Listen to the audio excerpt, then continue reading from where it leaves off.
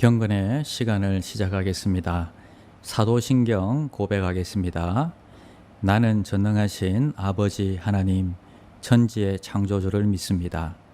나는 그의 유일하신 아들, 우리 주 예수 그리스도를 믿습니다.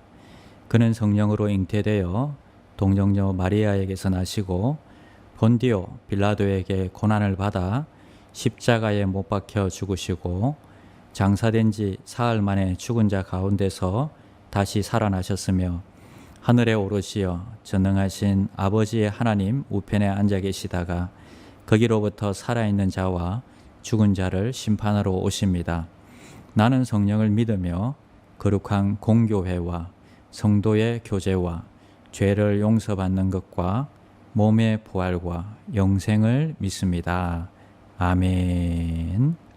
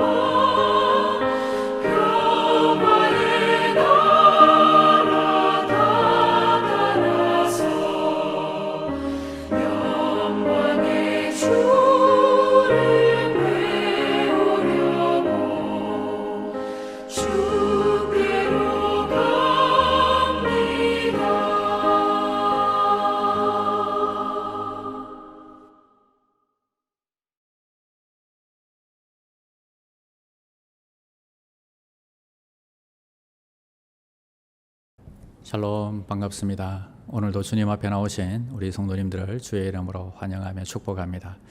제가 카메라 버튼을 뭘 잘못 눌러서 얼굴 색깔이 좀 진하게 나올 텐데 이해를 해 주시기를 바랍니다. 자, 오늘 사도신경 9번째 시간 죄 용서와 몸의 부활이란 제목으로 함께 하나님의 말씀 나누겠습니다. 살다 보면 내 안에 감추어진 죄가 드러나는 경우가 있습니다. 변명하고 싶고 감추고 싶지만 내가 이것밖에 안 되는구나 하고 내 자신에 대해서 실망할 때가 많이 있습니다. 그런데 어쩌면 그때가 주님께로 성큼 더 나아갈 수 있는 순간인 것 같습니다. 나는 의인을 부르러 온 것이 아니라 죄인을 부르러 왔다, 주님께서 말씀해 주셨기 때문입니다. 우리 주님은 잘난 의인이 아니라 못난 우리 같은 죄인을 구하러 오신 분이십니다. 주님께로 나아갈 자격이 생겼지요. 죄인이라는 겁니다. 그런 자격이라면 나도 주님 앞에 합격하겠다 생각이 듭니다. 그래서 역설적이지만 나는 죄인이어서 주님이 나를 구하러 오셨다는 것이 참 좋고 마음에 듭니다. 사도신경은 죄를 용서받는 것과 이렇게 고백하고 있습니다. 자, 먼저 죄를 용서받으려면 우리가 무엇을 해야 될까요? 첫 번째는 내가 죄인임을 인정해야 하는 것입니다. 한국 교회의 죄, 우리의 죄가 아니라 바로 내 죄입니다. 내가 죄인임을 겸허히 인정해야 합니다. 가끔 저는 죄인이라는 것이 마음에 확 와닿지 않을 때가 있습니다. 그러면 주님, 제가 죄인입니다. 나의 깨달음 없는 것을 도와주십시오. 이렇게 고백합니다. 자, 이렇게 기도해 보는 것이 왜 중요하냐 하면 죄를 깨닫는 것조차도 성령께서 주시는 마음이기 때문입니다. 그럼 죄를 지어서 내가 죄인일까요? 아니면 죄인이어서 내가 죄를 짓는 것일까요? 죄는 바깥에서 들어온 것일까요? 아니면 내 안에서 솟아나는 내 존재의 한 부분일까요? 그런데 가만히 생각해 보면요, 나의 모습을 돌아보면 후자라는 생각이 듭니다. 나는 단지 우발적으로 죄를 범하는 사람이 아니라 나의 근본이 오염된 죄인이라는 생각이 듭니다. 그래서 사도 바울이 고백했던 것처럼 오라 나는 공고한 사람이로다, 이렇게 고백하고 있습니다. 사도 바울이 이 과장법을 써서, 이런 종교적인 과장법을 써서 고백했다고 생각이 들지 않습니다. 왜냐하면 우리가 다 정말 하나님 앞에서 바로 살려고 하지만 여전히 죄 가운데 있는, 그리고 힘들어하는 공고한 사람이라는 것이 날마다 증명되고 있기 때문입니다. 자, 두 번째는요, 죄의 심각성입니다. 이 죄의 심각성에 대해서 한번 살펴봐야 됩니다. 다른 말로는요, 죄의 두려움입니다. 나는 죄를 용서받는 것을 믿습니다. 이렇게 고백합니다. 사도신경을 제대로 고백하려면 두 가지 깨달음이 필요합니다. 첫째는 앞서 말한 내가 죄인이라는 사실과, 둘째는 죄의 두려움입니다. 죄가 나에게 심각한 재앙이 된다 하는 것입니다. 그래서 반드시 씻어내야 한다는 절박한 깨달음이 있을 때에 비로소 사도신경은 의미 없는 고백이 아니라 진정한 나의 고백이 된다 하는 것입니다. 왜 꼭 죄를 용서받아야 하나? 이런 질문을 하면요, 살다 보면 죄도 짓고 그러는 거지 꼭 그렇게 호들갑을 떨면서 굳이 용서를 받아야 되나, 이렇게 주장하는 분들이 많이 있습니다. 왜 우리는 죄를 용서받아야 할까요? 그냥 살면 되지 꼭 용서를 구하고, 그래서 꼭 용서를 받고 꼭 그렇게 복잡하게 살아야 할까요? 성경은 그렇다고 대답하고 있습니다. 이유인즉은 바로 죄의 싹은 사망이기 때문입니다. 죄의 결과는 사망이라고 말씀하고 있습니다.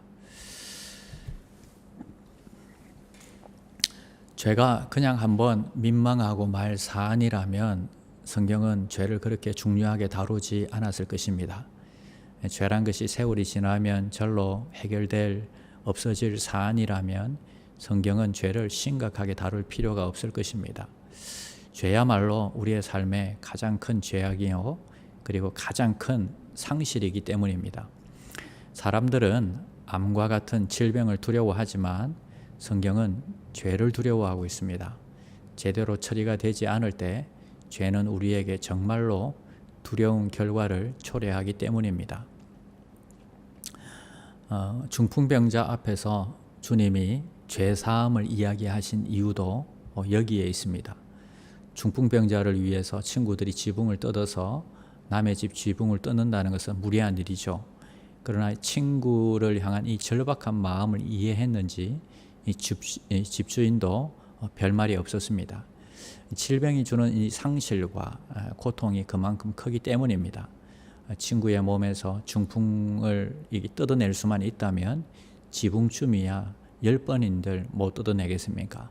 그런데 주님은 그 중한 질병보다 죄에 더 주목하고 계십니다. 작은 자야 내 죄 사함을 받았느니라 이렇게 말씀하십니다. 사람에게 가장 큰 상실은 질병보다 죄라고 믿으시기 때문입니다. 질병을 가져오는 고통이 잔인하지만 죄가 초래할 결과는 더 크고 더 두렵다고 생각하기 때문입니다. 지금의 코로나보다 더 두려워해야 할 것이 바로 이 죄의 결과입니다. 자, 그런데 우리는 정말 그럴까 이렇게 의심이 드는 마음이 있습니다. 그게 사실일까? 그것은 내가 죄를 잘 몰라서 그렇다는 것입니다. 죄가 얼마나 나에게 두려운 독성 물질인지, 그것이 얼마나 심각한 바이러스인지, 내 안에 얼마나 더 깊숙이 들어와 있는지를 제대로 몰라서 그렇다는 것입니다. 나는 주님의 은혜도 알고 주님의 능력도 압니다. 그렇다고 자부합니다. 내 주님이 얼마나 자비로운 분인지, 그분이 얼마나 좋은 분인지 우리는 잘 알고 있습니다. 그러나 이 죄에 대해서 우리가 잘 모른다면, 죄의 심각성에 대해서 잘 모른다면 우리가 알고 있는 것이 이 하늘에 있는 흙구름이 뜬구름이 될 수 있다는 것입니다. 내가 진심으로 간구해야 하는 것은 죄가 무엇인지 알게 하소서, 죄가 깨달아지게 하소서, 죄가 두려워지게 하소서 하고 주님께 우리가 기도해야 하는 것입니다. 죄가 나에게 얼마나 치명적이고 두려운 존재인지를 알게 우리는 깨닫게 되어야 하는 것입니다. 자, 그래서 주님이 나에게 얼마나 위대하고 거대한 일을 하셨는지를 그때 비로소 우리가 감사하게 되는 것입니다. 진정한 부흥은 죄의 두려움을 아는 것이라 하는 것을 우리가 다시금 느끼고 깨닫는 것입니다. 세상에서 가장 지우기 어려운 얼룩이 있습니다. 그건 바로 죄입니다. 예전에 제가 양복을 입으려고 하는데 이게 잉크로 크게 얼룩이 져 있는 것입니다. 이만큼 얼룩이 져 있는 거예요. 나중에 보니까 안쪽에 꼽아두었던 볼펜에서 잉크가 흘러나와서 옷을 다 망치게 된 것입니다. 세탁소에 맡긴다고 해도 지워질 것 같지가 않았습니다. 할 수 없이 아까운 양복을 버려야 했습니다. 죄로 물든 우리의 모습이 사용할 수 없는 버려야 할 존재였던 것 같습니다. 그래서 예수님의 보혈을 통해서 오직 그분의 보혈을 통해서 눈과 같이 양털같이 희게 되리라 우리는 믿습니다. 그러므로 이제 그리스도 안에 있는 자에게는 결코 정죄함이 없다 말씀하십니다. 저는 이 복음을 믿습니다. 비록 내 삶이 거룩하지 못하고 이런저런 죄악들이 덕지덕지 붙어 있지만 예수 안에 있는 나에게는, 예수를 믿는 나에게는 결코 정죄함이 임하지 않는다는 것을 우리는 믿는 것입니다. 세 번째로는요, 몸의 부활을 믿습니다. 우리는 이렇게 고백합니다. 나는 몸의 부활을 믿습니다. 사실 내일 일도 잘 모르는 판에 무슨 부활을 생각하느냐고 면박을 줄 수도 있겠지요. 그리고 싶은 이유가 있습니다. 첫 번째는요, 왜냐하면 행복을 위해서입니다. 안 좋은 일이라면 괜히 미리 생각할 이유가 없습니다. 생각만 해도 속상한 일이라면 괜히 떠올려서 마음 상할 이유가 없죠. 그런데 부활의 날은요, 좋은 날이지 않습니까? 참 좋은 날이고 행복한 날이기 때문입니다. 입주를 앞두고 있는 아파트를 생각하면요, 미소를 머금고 모델하우스도 다시 가보고 둘러보고 하듯이 부활의 날을 미리 생각하면서 오늘도 기분 좋은 상상으로 행복한 하루를 시작할 수 있는 것입니다. 두 번째는요, 우리의 의지를 다지기 위해서입니다. 반드시 부활하리라, 나도 반드시 부활하리라는 의지를 불태우기 위해서입니다. 예수 신앙 굳게 붙들고 살다가 때가 되면 생을 마감하게 되겠지만 그날이 오면 우리 성도들과 함께 나도 기필코 이 부활하리라는 이 의지를 다지는 의미에서 우리는 부활의 날을 생각해보고 떠올려보고 상상해보는 것입니다. 죽음은 누구도 피할 수 없는 인생의 마지막 운명인 것 같습니다. 그날이 오면 힘차게 뛰던 나의 심장이 박동을 멈출 것입니다. 만약에 응급실에 누워 있었다면 뚜뚜뚜뚜 소리와 함께 모니터의 진동선이 수평으로 누울 것입니다. 뚜 이런 소리가 나겠죠. 몸 구석구석 누리던 더운 피도 더 이상 흐르지 않고 따스했던 나의 몸은 얼음장처럼 싸늘하게 식을 것입니다. 여기저기 가족들의 울음소리가 나올 것입니다. 좀 살았을 때 좀 더 잘하지 이런 생각이 들 것 같습니다. 피부색이 변해가는 시신을 염을 하고 가족들은 흐느낌 속에서 내 연약한 육체를 관 속에 뉘우고 이제는 땅속이나 화장터로 이 생과의 마지막 이별의 길을 떠나게 될 것입니다. 이게 인생이다 생각하면요, 우리는 결과를 알고 있기 때문에 좀 허망하지 않겠습니까? 그런데 감사하게도 그게 우리의 인생의 끝이 아니다 하는 것입니다. 놀랍게도 그게 우리 인생의 종착지는 아니다 하는 것입니다. 부활의 주님이 말씀하시기를 나는 부활이요 생명이니 나를 믿는 자는 죽어도 살리라 분명히 말씀해 주셨습니다. 믿음으로 우리는 살 것입니다. 부활의 그날 죽었던 우리의 몸이 다시 살아나게 될 것입니다. 형체 없이 사라졌던 나의 뼈가 다시 모양을 갖추게 될 것입니다. 썩어 문드러졌던 내 살이 다시 돌아오고 멈춰섰던 나의 심장이 다시 뛰고 내 몸에는 다시 따뜻한 온기가 서서히 감지될 것입니다. 감겼던 나의 눈이 다시 떠지면서 예전보다 더 아름다운 몸으로 되살아난 내 자신을 보게 될 것입니다. 자, 여러분 믿으십니까? 자, 그러나 똑같은 몸이 아닙니다. 이미 내 몸에는 변화가 생겼습니다. 굉장히 아름다운 변화가 일어났습니다. 부활장으로 일컬어지는 고린도전서 15장은 한번 읽어드리겠습니다. 죽은 자의 부활도 그와 같으니 썩을 것으로 심고 썩지 아니할 것으로 다시 살아나며 욕된 것으로 심고 영광스러운 것으로 다시 살아나며 약한 것으로 심고 강한 것으로 다시 살아나며 육의 몸으로 심고 신령한 몸으로 다시 살아나나니 육의 몸이 있은즉 또 영의 몸도 있느니라.